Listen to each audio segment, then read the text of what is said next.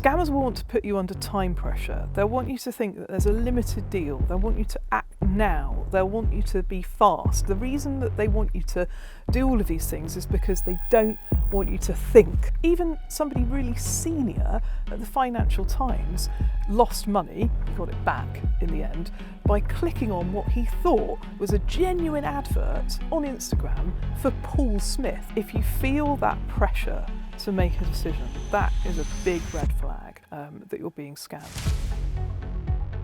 The future is really quite concerning, and I think that we really need to be a lot more aware of the fact that AI is going to be used to upgrade scams. If you can have a voice generated by AI, if you can have text generated by AI, you can have images and video and everything that you think of generated by AI, then I think we really need to be much more aware of this. And the fact that we can't believe our eyes is really quite depressing, but it is unfortunately a future that the technology is pushing us towards. Well, I was just scrolling through my Facebook feed as per usual, and I came across it, and that's when I was in the process of looking for a job. There are a whole host of companies out there who are pushing AI-based trading, all using very similar names and all with very similar websites. And the idea is they will get you to put in your details. They'll have a fancy, shiny website saying, this is great, we can do automatic trading for you. They could see their money going up supposedly every week. They'd get, I think, a PDF or an image of the money. When it came to the end of the month period, when they were supposed to cash out, their website kicked them out. They never got any of their cash back. I feel like if I did know more about the whole online scam and about finances in general, then I know that I wouldn't have gotten myself into this mess.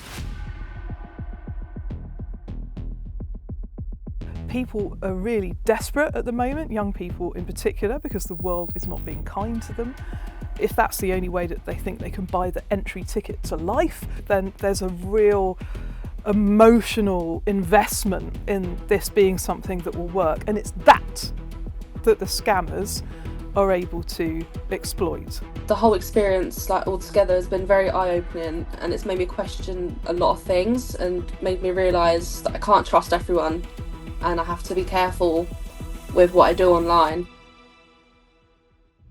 Personally, what I do a lot, if I get a scam call, is say, are you registered with the FCA? Most of the time they will either not know what the FCA is, or they'll say yes. And if you ask them for, what's your FCA register number, they'll either pull something out of the air, and the FCA register, I should say, is publicly available. You can Google that. You can put in the number of a company, and if it is registered, it'll come up. Lots of people do make money through social media. They're trying to sell you a course, perhaps, or they're trying to sell you a lifestyle. Maybe they're into affiliate marketing, and if you sign up for a particular investment platform, then they'll take some small cut from that. So always be aware of how people around you on social media might be making money out of the fact that you're following them and that you like them.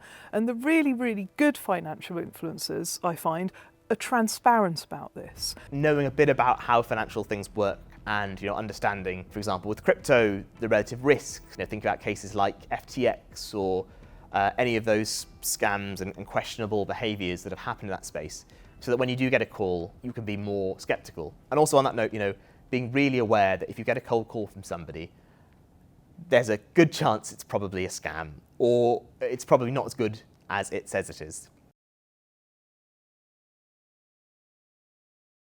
Statistics that the UK banks have collected show us that around 80% of online fraud in the UK starts with the social media platforms. I mean, roughly speaking, we're talking about £1 billion a year in the UK being lost to fraudsters. What will AI, artificial intelligence, do to that number? Well, most of the people who I speak to in finance are very fearful. They think we could be looking at scams on steroids.